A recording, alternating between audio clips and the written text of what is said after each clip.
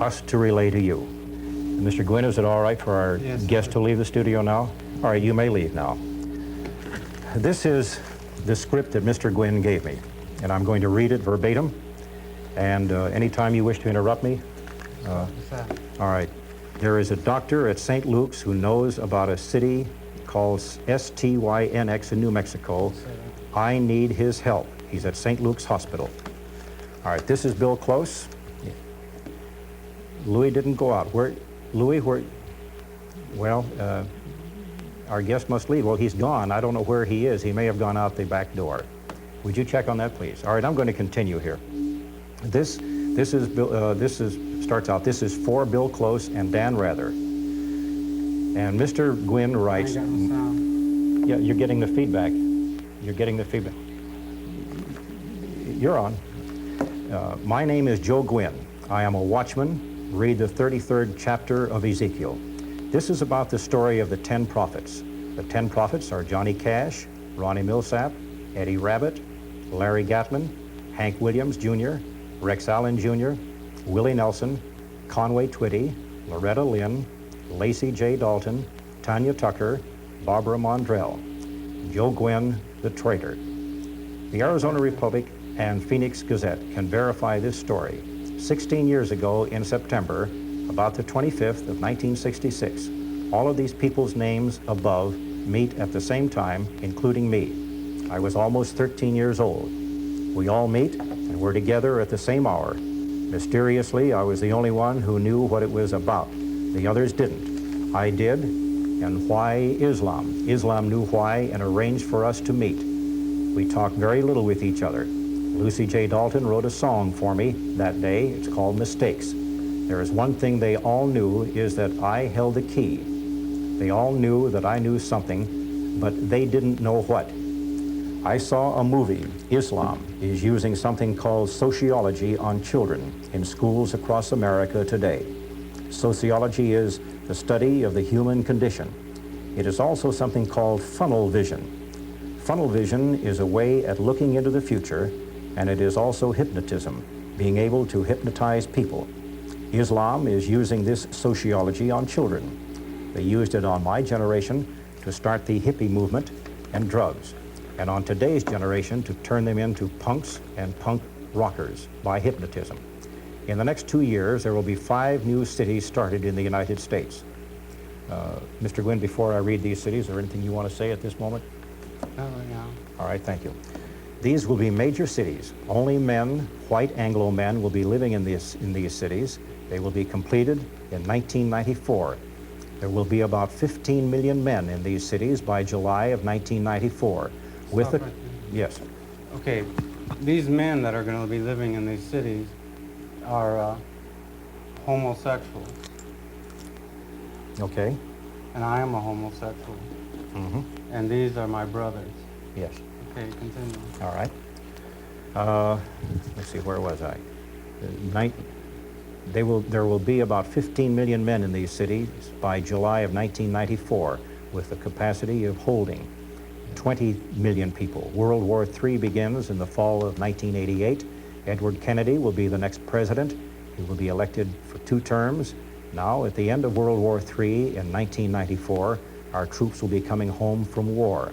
Islam is going to trick these troops into going into these cities on the 4th of July, 1994. These cities are going to have a parade.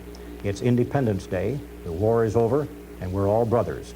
On July 4th of 1994 at 12 noon, there will be 20 million men in these 5 cities. Islam is going to blow these cities up with atomic bombs. These 5 cities are Cyclops in Pennsylvania, Ominix in Arkansas, Yosemite in Nebraska, Isolox or Itchabad in Idaho, and Snix in New Mexico. All these cities will be isolated. After this happens, there will be civil war in America. The United States will be divided up into 4 countries, an Islam country in the east, southern states of America in the southeast. In the southwest, it will go back to Mexico, and a new state from the states in the northwest. In the next 20 years, there will be a migration on 80 million people from Latin America. In the next 20 years, that will follow, that there will be 200 million people from Latin America in the United States. There will be a civil war. The United States will become a Latin country. The southern states of America will be invaded in about 2006 to 2016 from an army from Brazil. That war will last 6 months. Brazil will destroy the southern states of America in 6 months. The fall of Canada will come shortly after. More about the 10 prophets. As the newspaper reporters were arriving, I was leaving. They only got a glimpse of me, the man from Islam, knocked the camera out of the reporter's hand. The next day it came out in the newspaper, a story, the 10 prophets. Here again were the names of the people I met that day. Their pictures were on the front page. Johnny Cash, Larry Gatlin, Ronnie Millsap, Eddie Rabbitt, Hank Williams Jr., Rex Allen Jr., Conway Twitty, Willie Nelson, Lacey J. Dalton, Tanya Tucker, Loretta Lynn, Barbara Mandrell, and where my picture was supposed to be, it was blank below with the words, "The Traitor." This much of the story the Arizona Republic and the Phoenix Gazette can verify. They left it a mystery. Today in the public schools, the story of the 10 prophets is being taught. Take a survey among 6th grade school children. Bill Close, at least 1 in 6 know the story about the 10 prophets. Why is this being taught, and why is it being kept such a secret? Why are they doing this? Find out. In the last 16 years of my life, I have had communications through mental telepathy with all of the peoples named. In the story of the 10 prophets, all of these people have tried to get me to show up for 16 years. They have wrote songs and talked to me. Lucy J. Dalton wrote a song for me, Mistakes. Bill Close, listen to the song. In the song, it talks about another big gray movie, provides the big silver screen, and about my crazy dreams.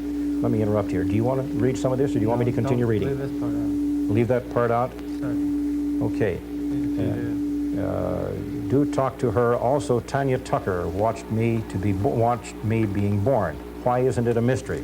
Ask Dan Rather to talk to Johnny Cash. They have met before when Dan Rather did 60 Minutes on Johnny Cash. They talked a little, not on television, about the 10 prophets. Johnny Cash knows my name. Call the Arizona Republic and Phoenix Gazette and find out if this story ever existed. If they can't find it, do a survey with 6th grade school children. You will find 1 in 6 who will confirm the story exists. Islam started a fire at the Arizona Republic and Phoenix Gazette several years back and burned the place up. Please check out my story of the 10 prophets. This is why I am known as the traitor. Here is my story. When I was a little boy, about 5 years old, I did something called astral projection. My spirit took a walk out of my body. I was frightened. A man from Islam shows up to me and starts showing me all the things I would do and what I would become by using funnel vision. He really scared me. Then an angel shows up and they talked, and the man from Islam left. Then the angel shows me a book about me and the life I was supposed to live. The angel told me the story about the 10 prophets. Then he told me I was a watchman, Ezekiel chapter 33.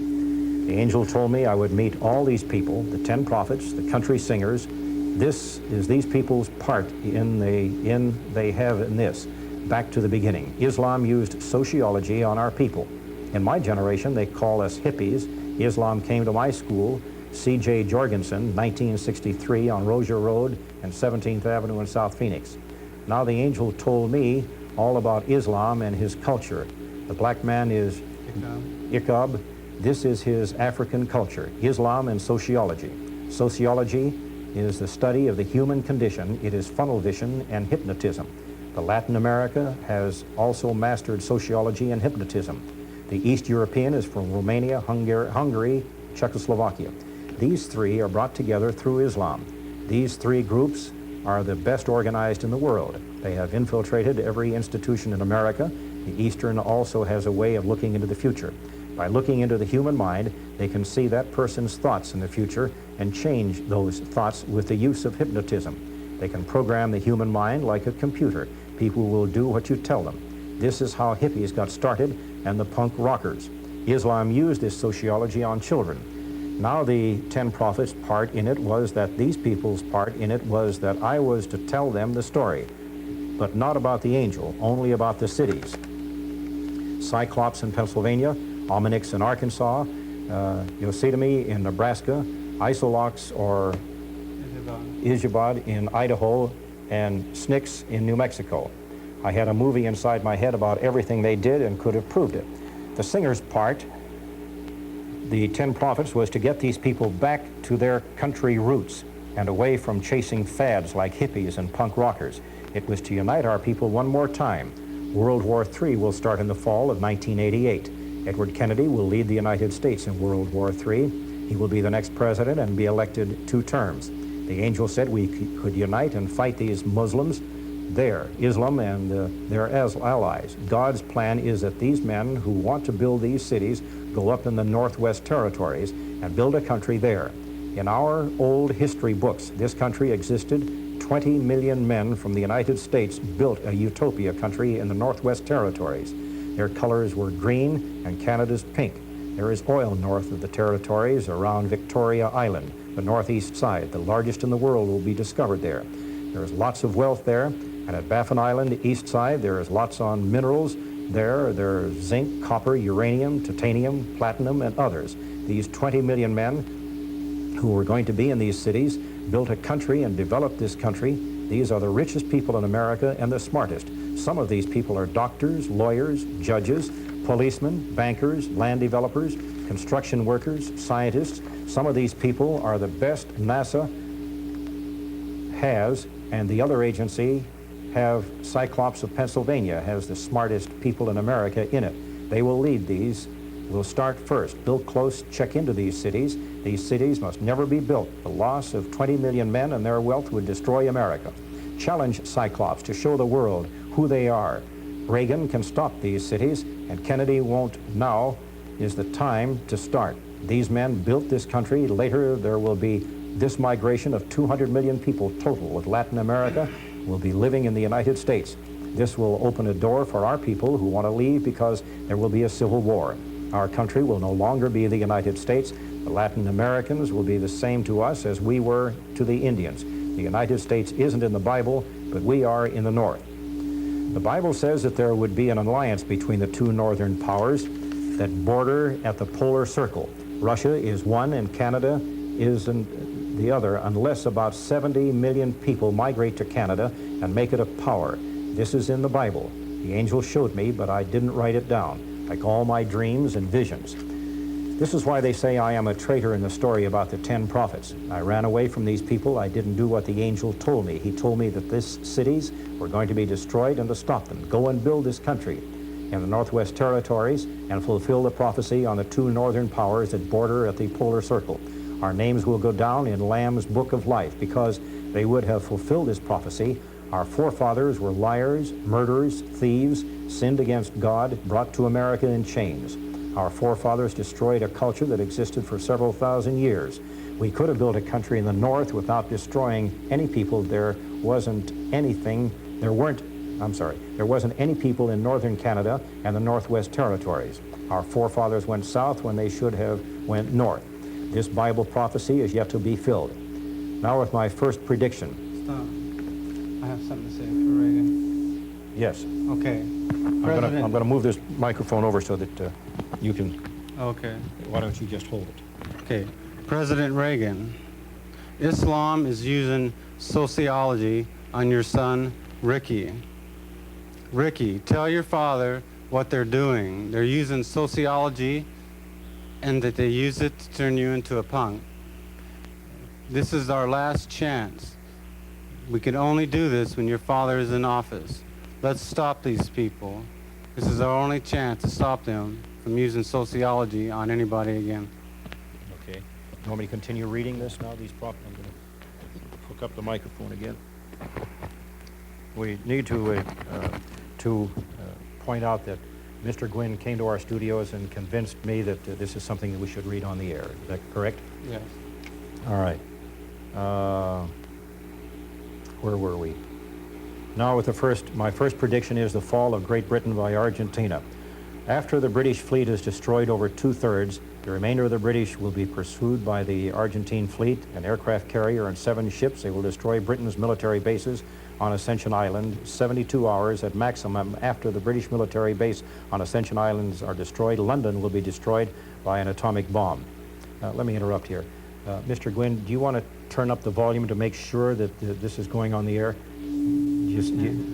You hear it now? Let me get over here so that you can, I'll get over here. Now you get close and listen. Can you hear me on that set now? Wherever the speaker, can you hear me now? I can. Yeah, see, we are on the air. Mr. Gwin needed to be convinced that we are on the air live television. Okay, shall I continue? We just want to make sure that everything is going the way you want it to go. Start over on Argentina. Start all over at the beginning. The fall of my first prediction is the fall of Great Britain by Argentina. After the British fleet has destroyed over 2/3, the remainder of the British will be pursued by the Argentine fleet, an aircraft carrier and 7 ships. They will destroy Britain's military bases on Ascension Island. 72 hours at maximum after the British military base on Ascension Island is destroyed, London will be destroyed by an atomic bomb. The Argentina aircraft carrier will come within striking distance of London. 1 plane will come within firing range of London. It will destroy London and return back to the Argentine aircraft carrier unhurt. The Argentine aircraft carrier and 7 ships will return without any losses to Argentina. Britain won't even fight back. They won't even resist. This will be the fall of Britain. Johnny Cash, you will have 72 hours to tell the Queen to evacuate London. 72 hours after the destruction of Ascension Island. Dan Rather talked to Johnny Cash about the 10 prophets. They have talked before. Ask Johnny Cash to tell all he knows about the 10 prophets. Islam must be stopped. Check out the story. All Dan Rather has to do is talk to Johnny Cash, tell him my name, Gwin, and Johnny Cash will tell the story. Bill Close, check out this story. I only met these people once, but I want them to know all I have written. You are able to do this. Find out the truth. Call the Arizona Republic and Phoenix Gazette.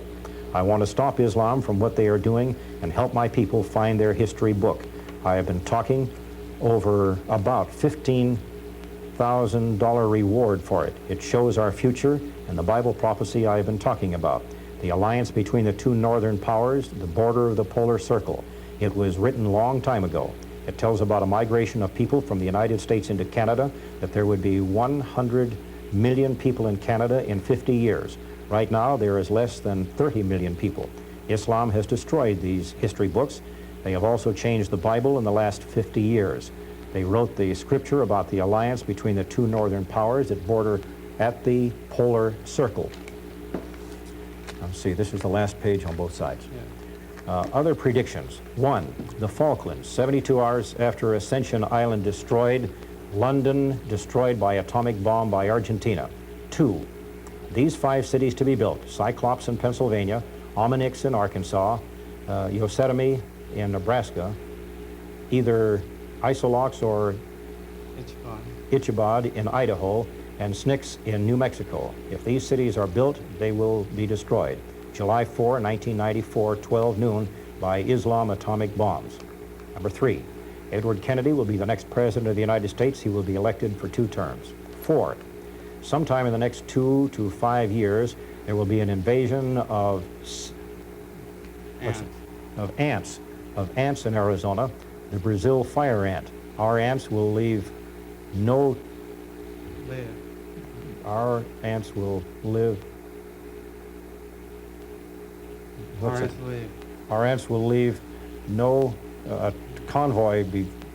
Will leave a tall convoy. Is that what it is? Through the Greenback Mountains on Tonto Creek, going northeast of Payson. This convoy will be several miles long and several feet wide. Prediction number 5. World War III will start in the fall of 1988. It will end in 1999. On the 4th of July, 1994 at 12 noon, these soldiers will be in the 5 cities above. Islam will destroy these cities with atomic bombs at 12 noon, July 4, 1994. Number 6, in the year 2000, the United States will be divided into 4 sections. In the east, Islam, it'll be a Muslim country. In the southeast, it will be the southern states of America. In the southwest, it will go back to Mexico. In the northwest, it will be another country. Between the years 2006 to 2016, there will be a war between the southern states of America and Brazil. Brazil will win this war in 6 months. They will destroy the southern culture. The fall of the northwestern country will fall, and so will Canada, unless our people will start going to Canada now. By the year, number 7, by the year, over. Now we're on the last page. By the year 2000, there will be 80 million from Latin America in the United States. By the year 2030, there will be 200 million people. This population explosion is happening in Central America. These people will do to us as we did to the Indians. Our future will be in Canada, but we must leave now or it'll be too late before this second wave enters from Central America. Prediction number 8, right? Yes. Between the years 1995 and 2000, there will be a war in Asia between Indonesia and Japan. Indonesia will win. There will be a conflict between Indonesia and Australia. Indonesia will win. Australia will be divided into 2 countries. Western Australia will become New Australia, and the East will become part of Indonesia. Prediction number 9. If Brazil fights with the United States in World War III, if they are our ally, this migration will happen without violence. You policemen, if you read this, please give this back to Bill Close. They're hearing it. I want him to check out my story about the 10 prophets. I would like Dan Rather to talk to Johnny Cash about this story. Islam is behind it all. Islam wants to destroy our people. In my billfold is a picture of who we are. Shall I hold up this picture? All right. Who we are. Islam is after the frontier people, the founding fathers. We are their descendants. But Nostradamus did not write about me because I was the worst he had ever seen. I didn't write my visions down, but his friend Julius Caesar Scaliger did it in October of 1529. They had a fight about it. The philosopher, star date 12/1/53, Oklahoma City, Oklahoma, just after midnight. And that's the end of what you wrote for me to read, Mr. Gwin. Okay. Do you have anything that you'd like to say? No, no more. Is that it? That's it. Can we now, can I say something like we now return to our regular programming? This has been a special broadcast that Mr. Gwin insisted that we make. We hope that you understand and will bear with us. We think that his message is a very important one to him. We appreciate your attention. And now we return you to our regular programming.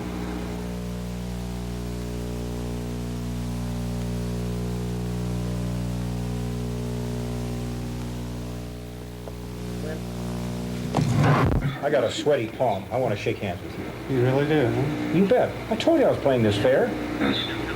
Did you think you didn't trust me all this time? Oh, hell, it's all right. Leave him alone. It's okay. Put down the guns. I have the gun. Back off with the guns.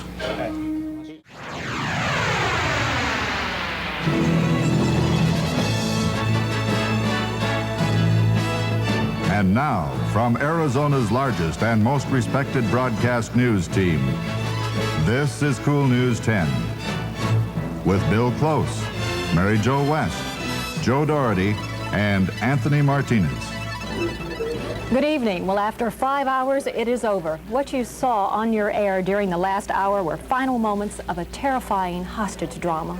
We appreciate your attention, and now we return you to our regular programming.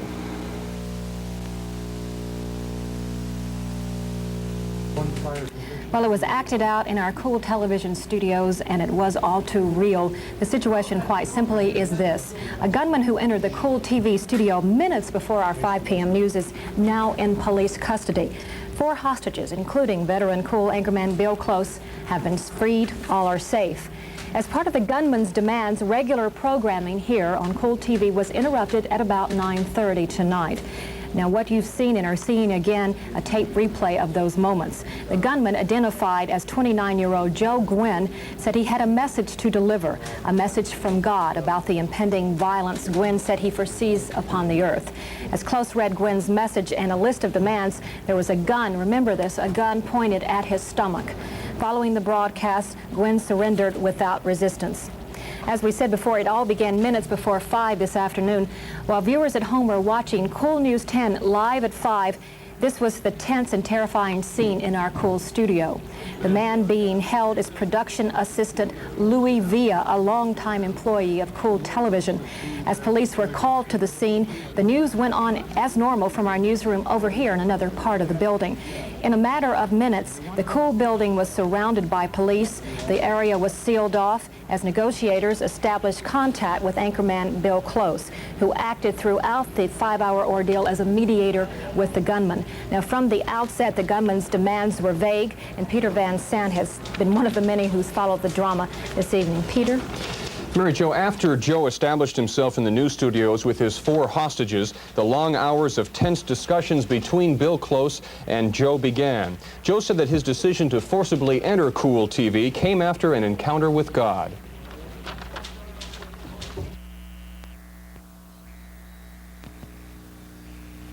And he showed me in visions and dreams how God showed me what was going to happen in the future. Those cities are going to be built and there's going to be destroyed.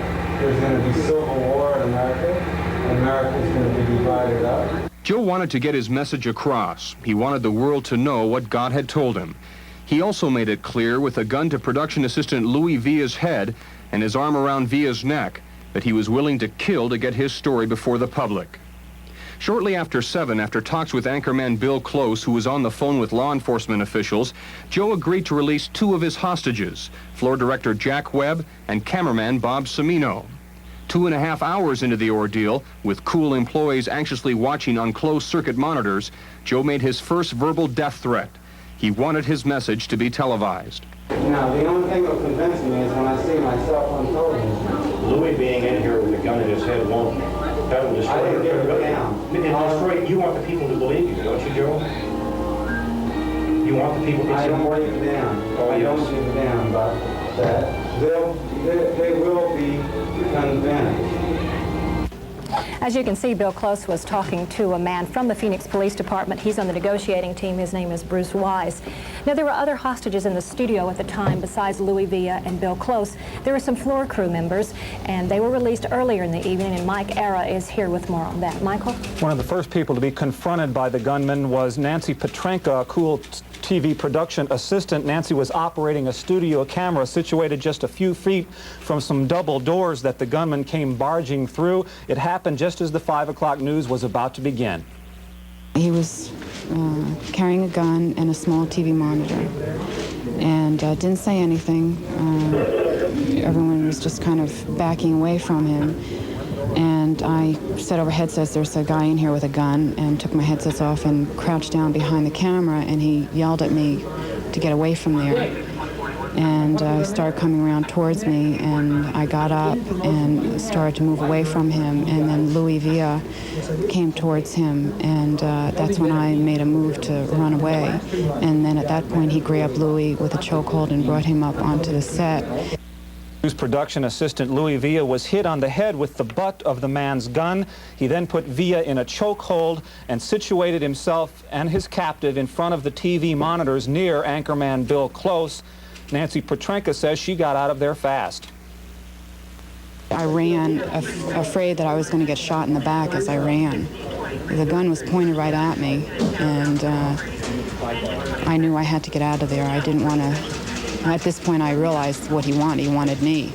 Did Louis Villa appear to you to see what was happening and move to intercept this fellow? Yes, I think he was trying to get the gun or trying to calm him down because he had a manic look on his face. I knew that he was not playing a joke. Hours later, 2 other production assistants who were in the studio with the gunman were casually let go. They are Jack Webb and Bob Cimino.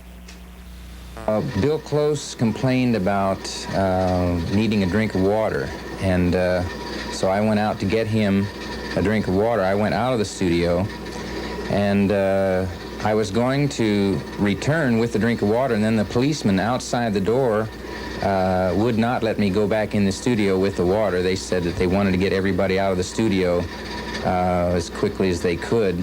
We were just there and no use to him, so he let us go. So you just got up and walked out? No, they ordered 2 glasses of water. I went and got him at the door, took him to him. Then he said I could go, so I left. That was about at 7:15 when Webb and Cimino got out. More than 2 hours later, Louis Villa, the man who was held in a chokehold at gunpoint for more than 4.5 hours, was freed when KOOL went on the air with Joe Gwin's message that was read by Bill Close. Louis Villa was taken to a hospital emergency room and treated for the wound on the back of his head. He's okay. So is Bill Close. Mary Jo? And that's good news. Well, there's very little known about the suspect tonight. All we know at this point is that he's 29 years old and his name is Joe Gwin. But tonight was not the first time Mr. Gwin has been seen around the KOOL News studios. Sal Quijada has more. This afternoon was not the first time that the gunman has been seen in the vicinity of KOOL-TV, located here on Washington. Longtime employee and photographer Phil Walsh says he saw the same man twice in the last week. Last week, when we were setting up to do Joe Doherty's weather, I came in and saw this same gentleman talking to our receptionist here. He said he told me he wanted just to come in and look around, and then I said, you can't do that. And then he said wanted to go look at some tapes. And I said, well, I can't let you in, but if you tell me the date, we'll try and find him for you. And but he didn't know any dates, and he was rather incoherent. I mean, he didn't really seem to know what he wanted. The man got an explanation and left.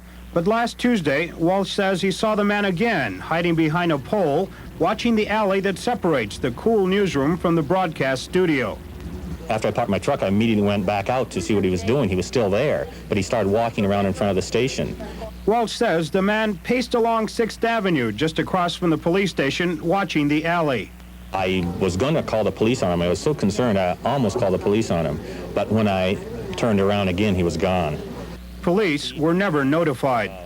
Sal Quijada, KOOL News 10.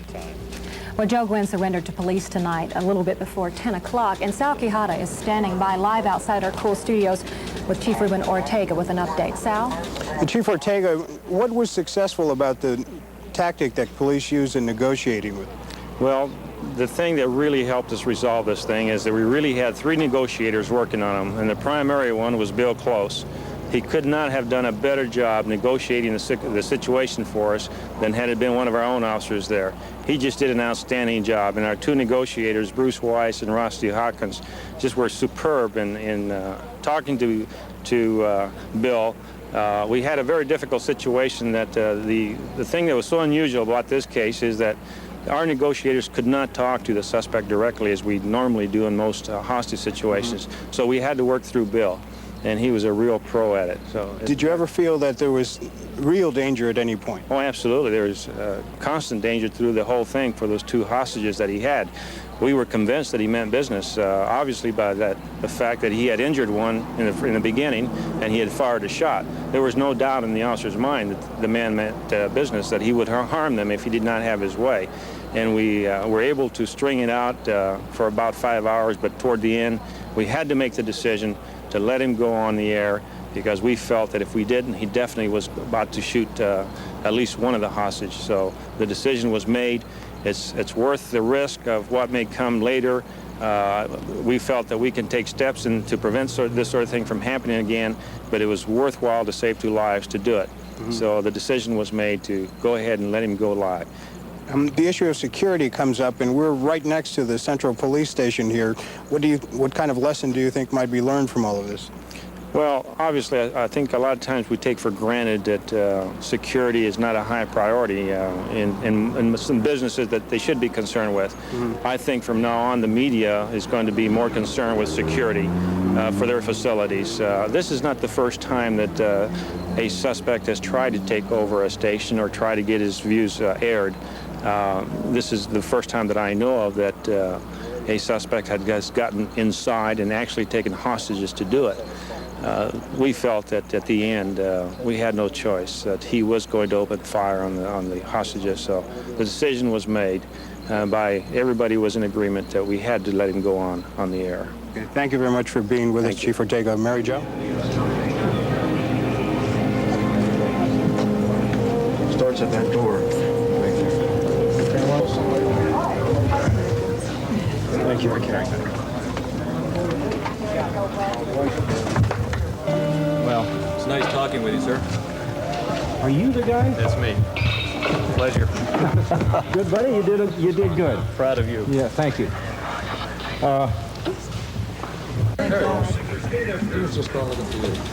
That police officer you just saw earlier was Bruce Weiss, the chief negotiator. That gentleman is Tom Chauncey, head of KOOL Television. As you can see, a very emotional moment, a very relieved man. The KOOL News staff clapping.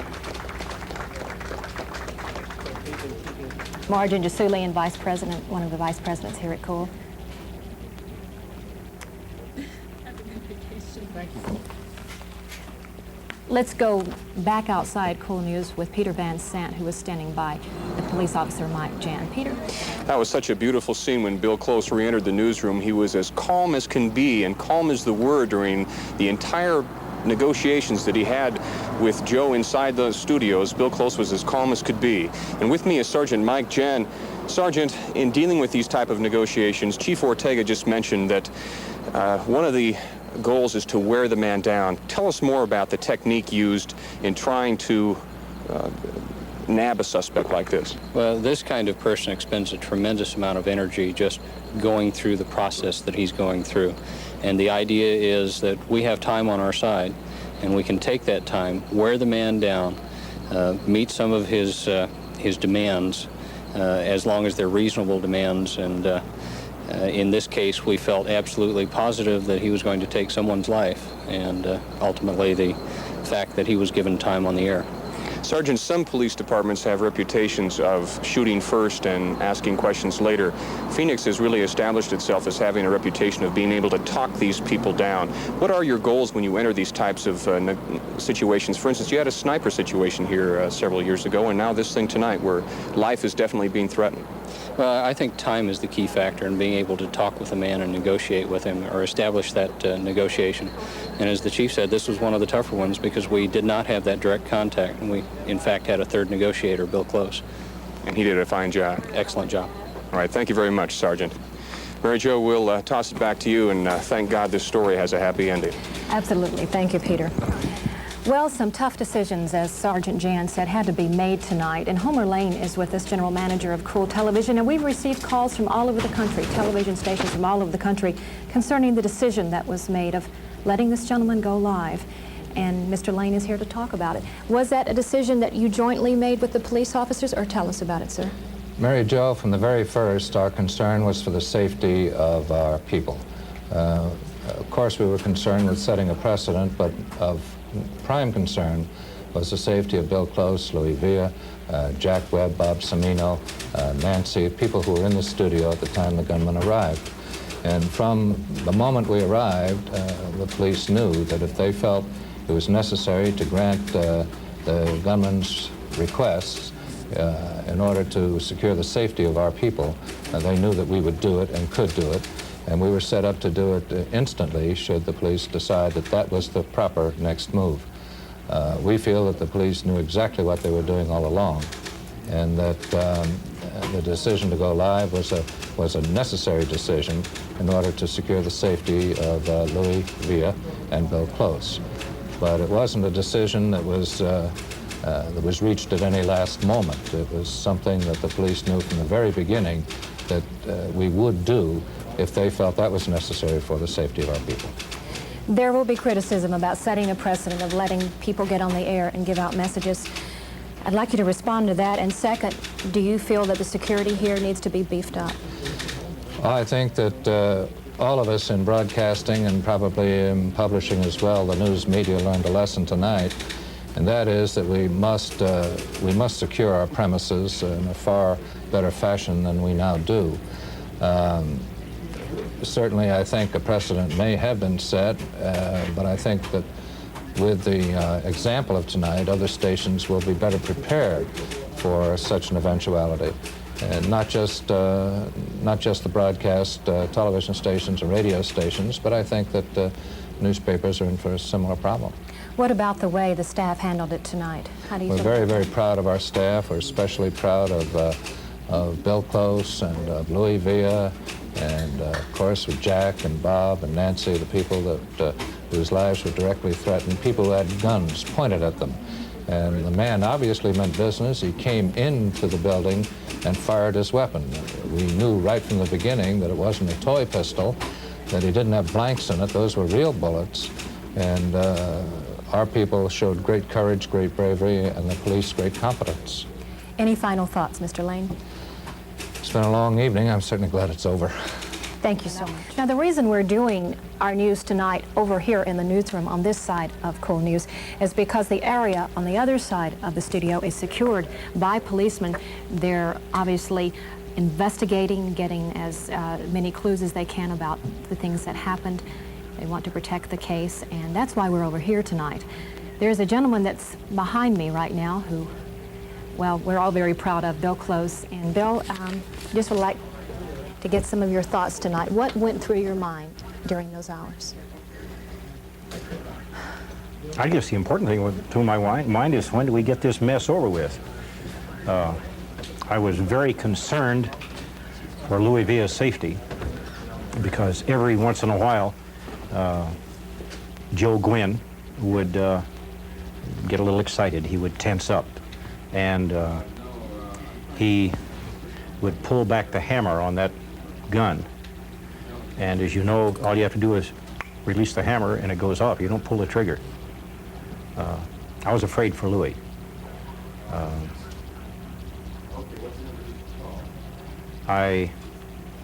It took me a time to realize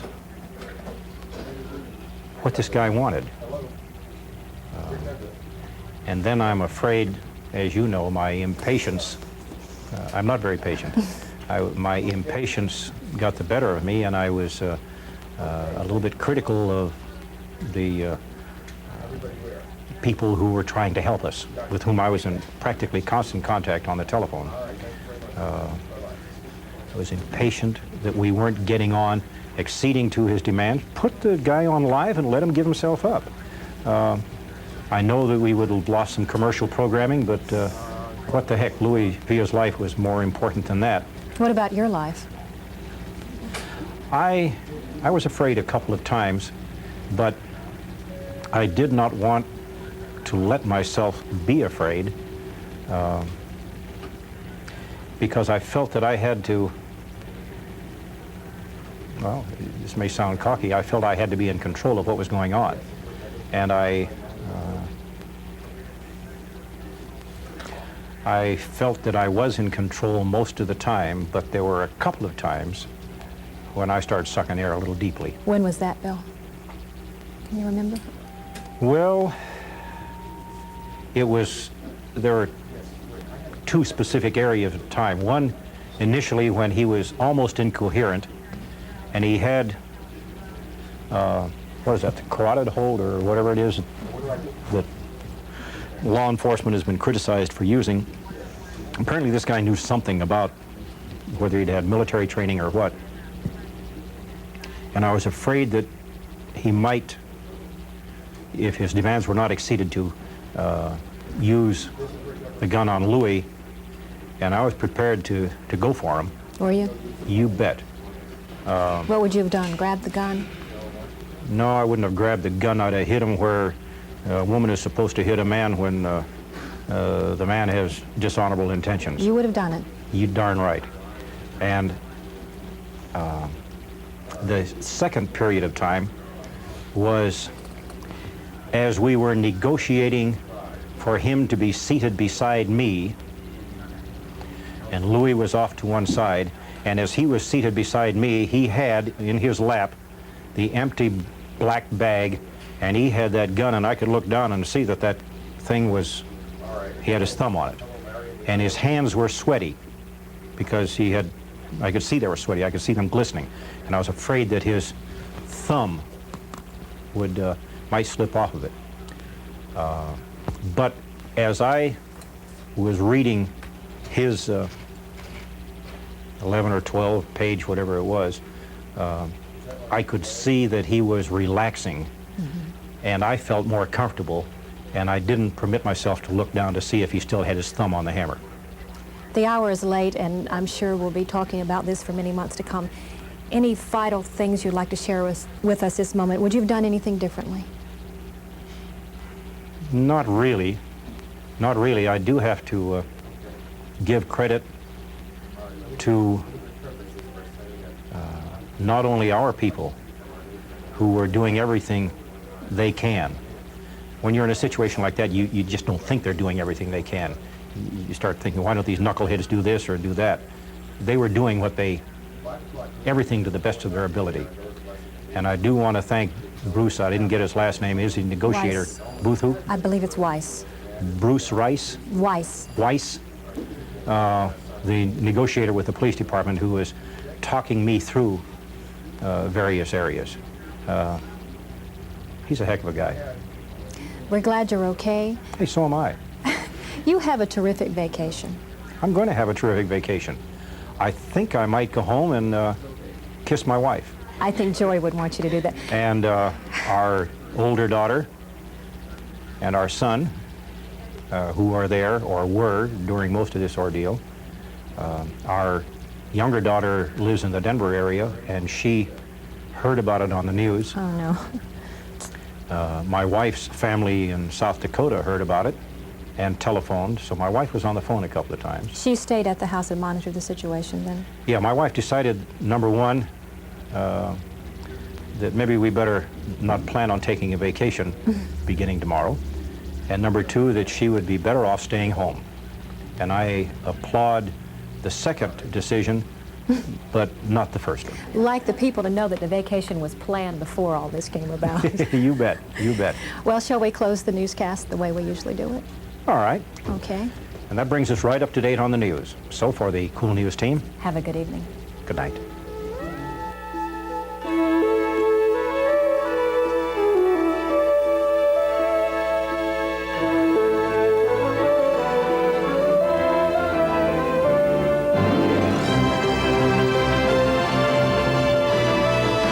This has been Cool News 10, Arizona's 24-hour television news service. Watch Cool News weeknights at 5, 6, and 10 p.m. Mary Jo West Fashions by Sakowitz, Camelview Plaza, Scottsdale.